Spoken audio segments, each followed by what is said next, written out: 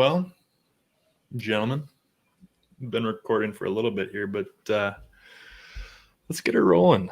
I have two of the finest gentlemen from the Twin Cities on this podcast with me today.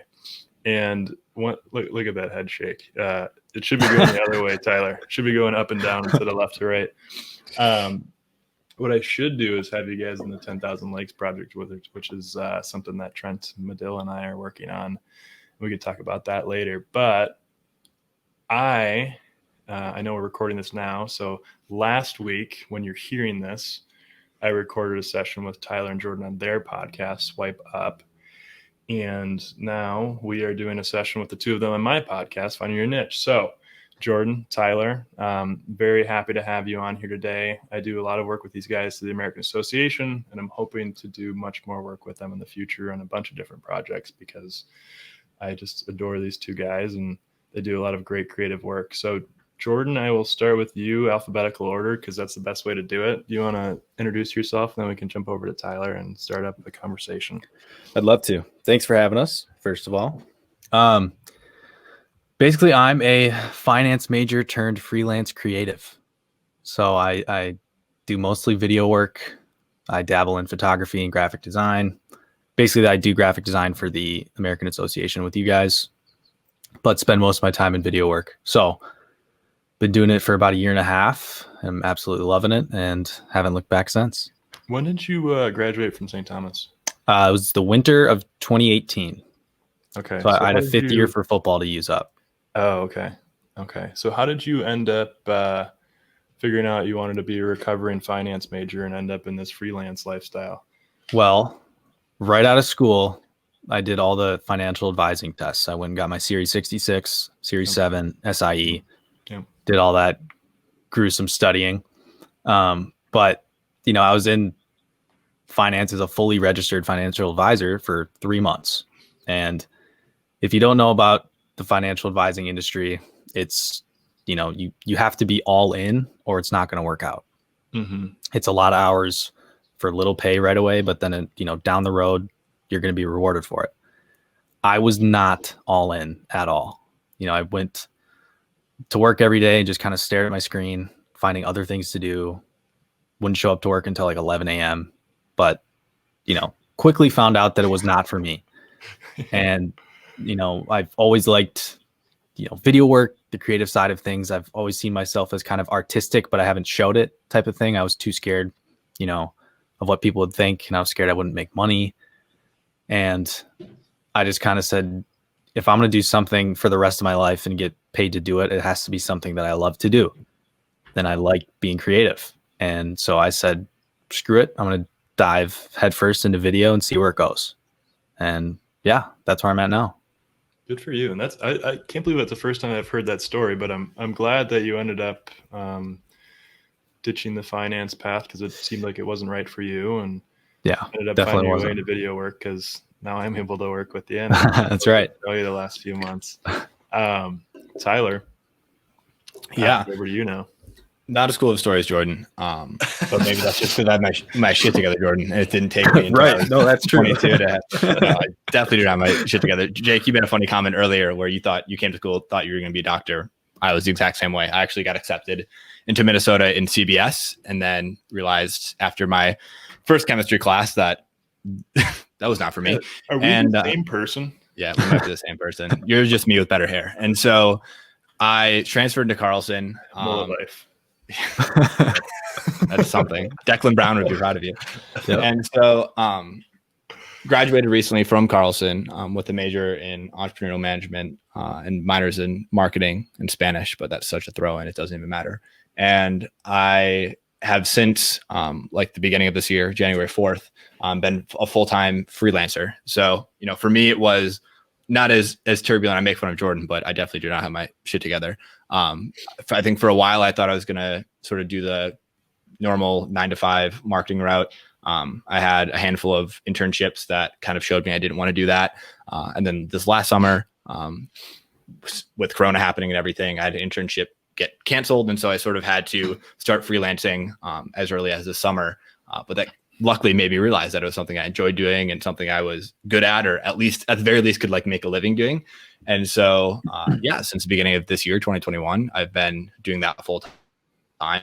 So not even 3 full weeks in, but it's been going well so far. I do a lot of like organic social media management, but also some Facebook ad management, a bit of content creation, certainly not at the like videographer level of Jordan, but kind of a grab bag of like social media specific content production that way. So yeah, I have a handful of clients, same setup as Jordan does, and kind of making it work, which is scary and exciting and fun and a bunch of other adjectives all at once. Cool. How did you guys meet each other? Tyler, I think, did you DM me or something about? It was about the football camp projects, and we ended up meeting like a week later at what's that spot at the U of M? I don't know. It's one of the. No, it was like a big study spot, like hotel area. Oh, the graduate. The graduate. Yep. Yeah. So we had sat down, and now you're remembering me. Yeah. Okay, you're reminding me. Yeah. So basically, I think I was familiar with Jordan. I'd heard his story. And Jake, if you're interested in Jordan, he did a great episode with the Back Pocket podcast where he sort of walked through the whole thing. And I think it's fun for you, Jordan, too, because it's definitely a moment in time stamp where you were just kind of getting into that. I think that week that you went on the Back Pocket podcast, you had just landed your first job as a videographer, which is funny to see how far you've come since then. And I sort of saw that, and I had sort of kept in the back of my mind. I'm somebody kind of like you, Jake, who likes to have just some people in my Rolodex where I can, if a project comes up that I'm not able to do, I like to be able to send them somewhere and at least be a little bit helpful.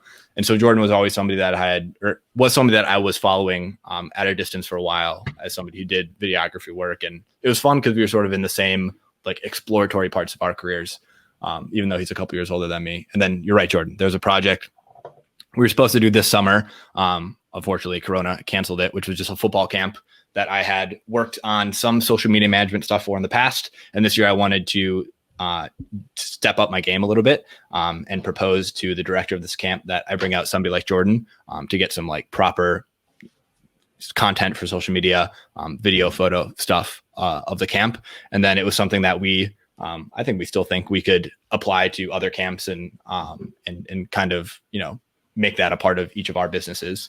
And so, we had that initial meeting, and from there, we've just kind of been continually introducing each other to different business opportunities. That's kind of how we ended up here with Jake. I was approached by Jake to do social media for American Association. I thought Jordan would be a great fit. And here we are. We got a phone ringing in the background, so I was just on mute there for a second, and it's still ringing. So I'm going to take 2 seconds here. Let it ring. You might hear a voicemail. We're hearing a voicemail. Everyone quiet. They're not leaving a message. Okay. Nice. That could have been an interesting part of this podcast. Who still has a landline? Long story. I think we could do a full podcast on what my living situation is right now, but I think I've been in like 8 different houses the last month and a half here. It's just been a wild ride. But I'm currently at my aunt and uncle's house, keeping an eye on it for them while they're down in Florida. Back to you guys, though. So, moral of the story, Tyler slid into Jordan's DMs, and that's how you guys got to know each other, with a little winky face coming from Tyler right now. Yep.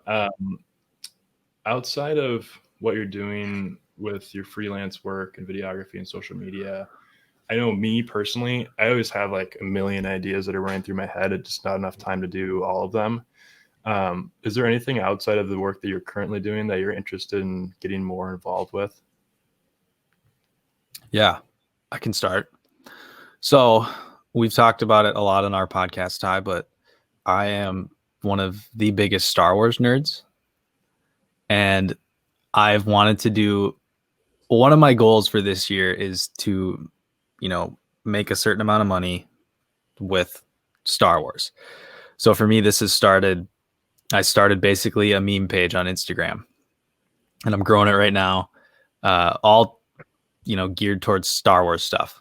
And, I'm trying to leverage that to sell some merch that I'm actually creating that's like Star Wars based. It's little, basically I'm opening an Etsy shop and I'm going to try to sell the stuff with my Star Wars meme page.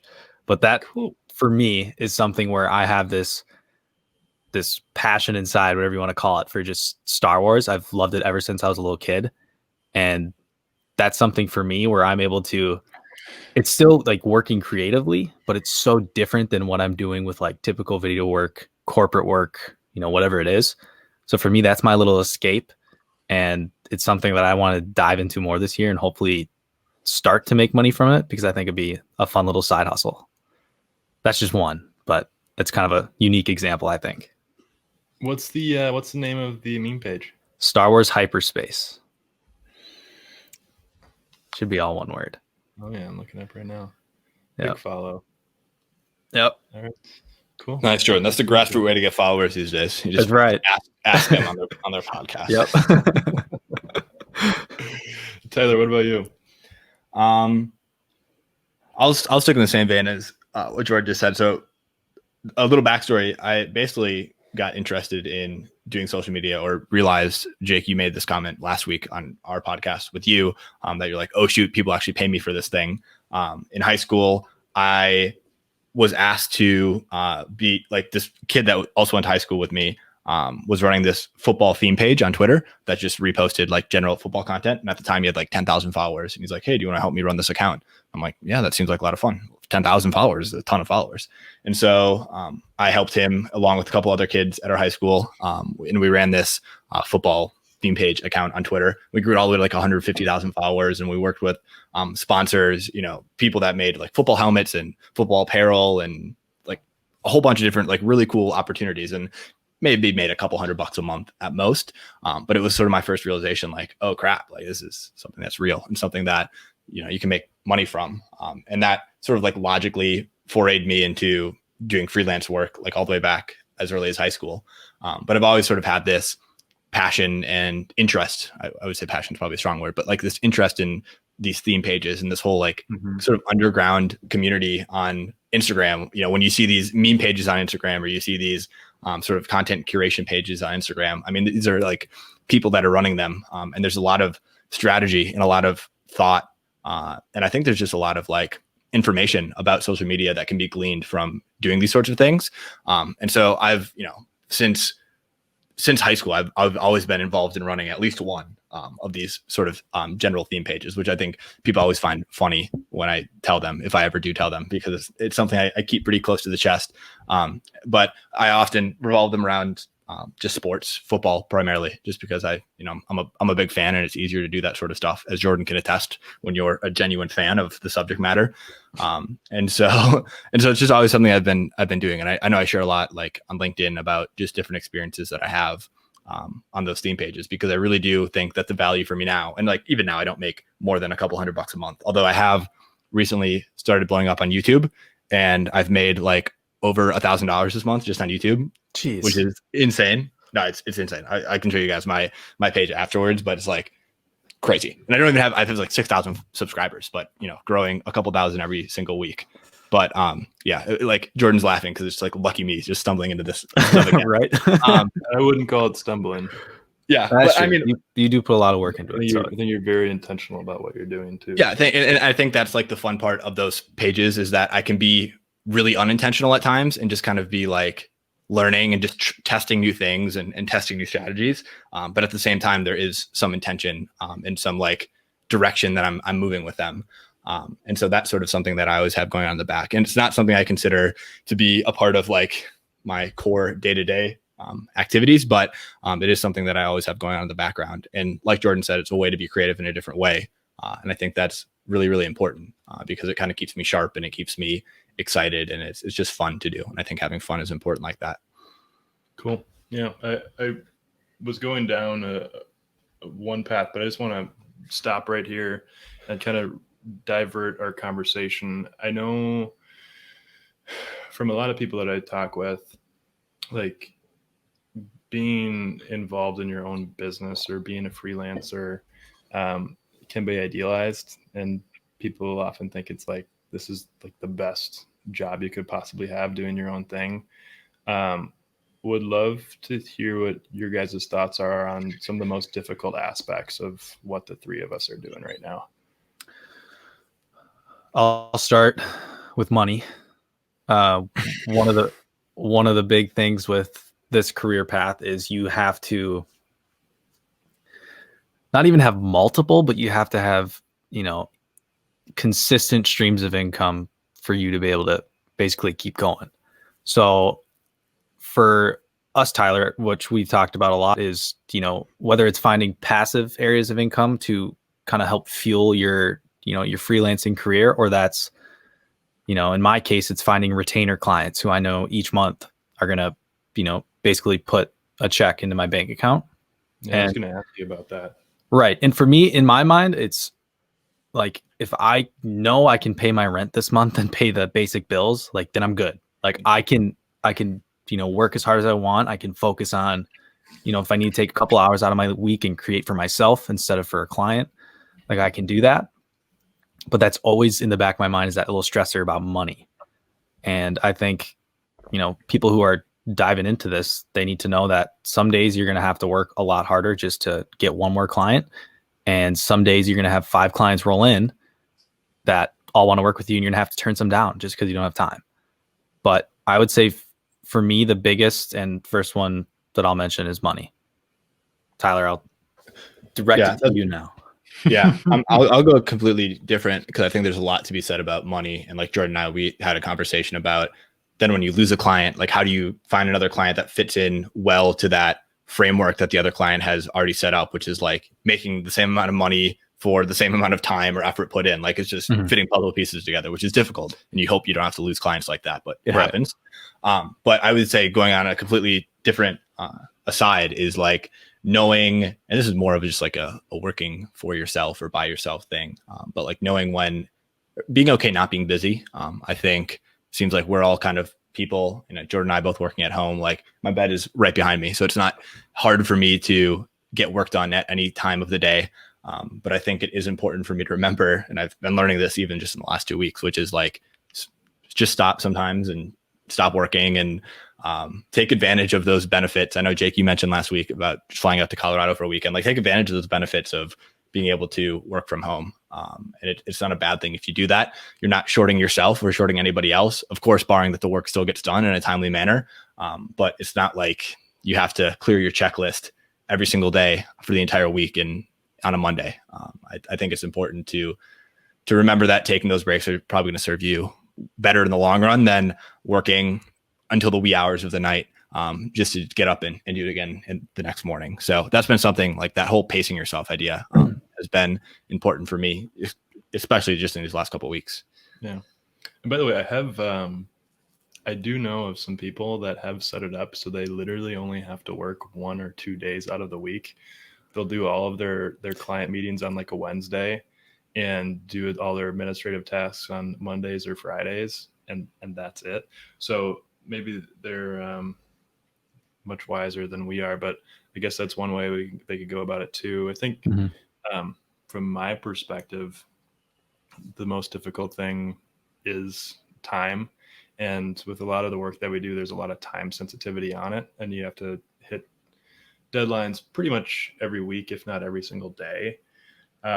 So there are a lot of things that are urgent all the time. And so that, I think that, I don't know if you guys feel the same way, but it puts a lot of pressure on the work that we're doing. And sometimes it inhibits me, at least, to be able to go and do some of the things that I want to do. Like, all of my friends are on winter break right now. And a lot of times I'll just have to stay in and work on things until 9 o'clock at night, just because that's what needs to get done to make sure that everybody stays happy and the ships keep moving along. Would be curious to hear if you guys have experienced anything similar to that. Yeah. I would say the most similar feeling I have, and this is maybe something I should have said about, the biggest difficulty or whatever, but it's like setting up boundaries, especially with your clients. I think for Jordan and I, we've talked ad nauseum about how we price our services and sort of how to best reflect the value that we're putting in, but also sort of like protecting our time and protecting ourselves. And I think especially when you get agreements that are maybe more stipend based or a flat rate, there's a little ambiguity, especially if you're just starting, or maybe if the client doesn't have a great understanding of what you're really doing, that there's ambiguity in like what your specific description is, or your specific requirement of output. And I can think it's like an output of content or an output of posts, or for Jordan, an output of videos. And they could think it's like an output of time or something like that. So of course it's important to first set those terms and to agree on those. But I think a lot of the times I'll run into an issue where a client will reach out to me at 9 o'clock, 10 o'clock on a Friday night or on a Saturday night, or even like 7 o'clock on a Saturday night. And it's like, and I don't want to be working right now. I don't want to have to do this thing for you. But at the same time, they're asking for it, and you want to kind of, you're the customer service arm, you're the marketing arm, you're the sales arm of your business. And so you want to give them a good experience, and you want to be cognizant of what they need. And if it's a timely thing, like you were saying, Jake, like you need to get it done. But I think it's equally as important to have those things crop up. And if you recognize it's not something that needs to get done that day, be like, look, I'll get to it the first thing on Monday morning. But I think setting up those boundaries is really, really important. So to your point, Jake, like, I think it's important to be cognizant of the time restraints, the urgency, the priority of different things going on. But I think it's equally as important to remind yourself, maybe going back to what I was saying earlier, that like, if it doesn't need to get done right now, it's okay to put up walls, put up boundaries, and say like, look, it's a Saturday night. I'm not going to be doing this right now. Yeah, I definitely, like, on weekends, I tell myself always, like, I'm going to just put the laptop away. I'm going to not work. And always there's going to be, times a month where you're going to have to work Saturdays and Sundays, whether I have a shoot, whether I have to finish up some client work, whatever it may be. But I always try to, if someone's, contacting me work related and it's not an emergency or something that needs to be done, I won't respond until Monday. Just that's a personal boundary that I've set for myself, to not have to stress or worry about that stuff on a weekend, because that's my time to decompress. And back to your point, Tyler, of like, a lot of clients may see like your work as amount of hours you need to put in. I typically try to charge, I tell clients I charge by the result, not by the hour. And, for me, it's easier to get in their mind that way and say like, okay, you're paying for the actual product that you're going to receive, and not the amount of hours that I'm actually putting into it. Because some projects I might work on for 2 days, some I might work on for 30 minutes, and they're still going to be, great products, but it's all about what the client's looking for. So for me, and just that whole time related conversation, I'm, one, setting boundaries, whether it's even just looking at my text messages from clients. And two, it's just, reiterating to the client that you're paying for the result, not for the amount of hours I'm going to put into that result, because different projects are different. That's just what it is. Yeah. Yeah. We could probably have a full episode on charging clients and how you want to structure, whether it be based off of an hourly pay or like a monthly or weekly stipend that they send your way for the work that you're doing. And there's a lot of it just comes down to arbitrage in my mind, and where you think you can, I guess, make the most money and also make it most effective for them. One question I do want to ask you guys, because I don't know, I go deep a lot, and I try to ponder deep things in my life.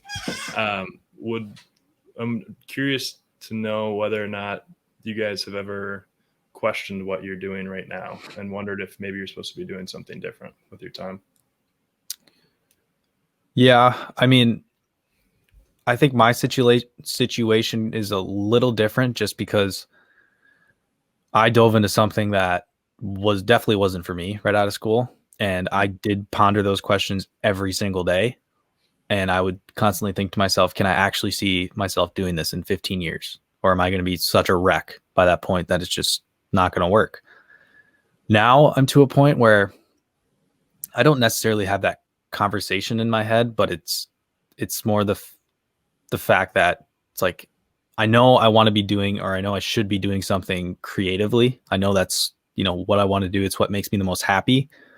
But then it's the question of, what do I need to be doing inside of that creativity? Where do I need to put my efforts, whether it's in sports, real estate, strictly corporate work, or, do I need to just make stuff for myself every single day? So for me, it's finding that balance. And, I've never really questioned like am I really supposed to be doing something creative? Because for me, I know that answer is yes. So I hope that answers your question, but yeah, it does. Yeah, what about you, Tyler? Yeah, I think for me, I felt like I was so head down, especially the last 2 months of school, like trying to get everything set up to where I felt like I could be successful right away, freelancing, that I wasn't really worried about even what was going to happen like 6 months from now. I was just making sure the first 2 months of being a full-time freelancer were going to be able to pay my bills essentially.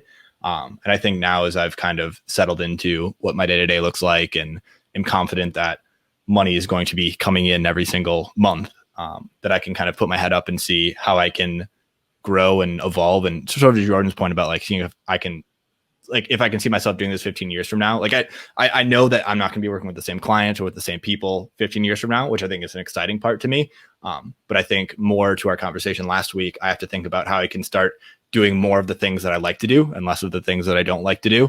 But man, I just feel like I'm so early on in that whole process too, where I feel a little bad almost trying to think about that kind of stuff so early. Like thinking about hiring somebody at this point seems almost like a mistake to me to be having those thoughts, because I feel like I've just gotten started. Like, okay, let's do it yourself a little bit before you really start bringing people in. But at the same time, there's probably a conversation I need to have with myself where if I recognize value in that and bring somebody on, then maybe I should do it. But I think the short answer is like, I've just been so head down making sure this is a feasible career for me that I haven't really thought much about like, should I be here? I've been so like in the weeds that I haven't crapped my head up. But I think I've had enough experiences in the past where I'm pretty confident where I am. When you were in the process of getting everything set up for your freelance career, did you at any point consider before graduation trying to find a job at some company? Yeah, I mean, for like when it really came down to it, it was between freelancing and working at a company that I'm still working for, but just in like a contracted role called Prep Network. And so those were always two sort of the big things for me. And I was always leaning freelance, but I didn't close the door on working full time at Prep Network, just because it's a small company. They deal with high school sports, and I knew the work I was doing because I was interning with them all throughout school. The work that I was doing was interesting to me and like varying enough where I could have seen myself being very happy working full time there. But when it came down to having those conversations, one, it was kind of nice just given the pandemic and everything.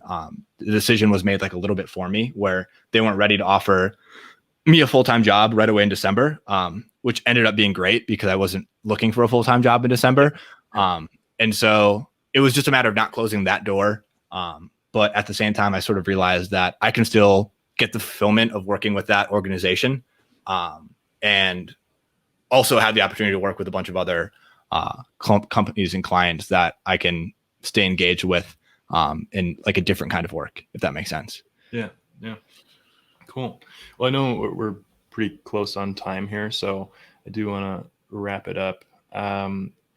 Jordan, Tyler, we did our episode on the Swipe Up podcast last week, so I will be promoting that episode throughout this week. But I'll also, if you haven't taken a look at that, go and give it a listen and take a look at Tyler and Jordan on their LinkedIns. Anywhere else people can find you or things you want to plug here?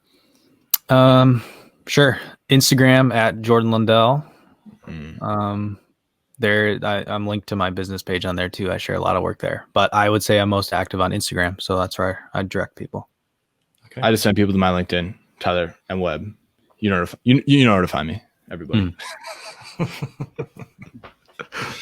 That could be a scary thing, Tyler, if people know where to find you. I don't know if anybody else does this, but I do this weird thing on my phone. So you can share your location from your phone with people. Yeah. And as a safety precaution for myself, I share my location with like literally everybody that I know. So if I ever try to go off the grid, it's not going to work. But if I ever get lost, it won't be long until someone finds me.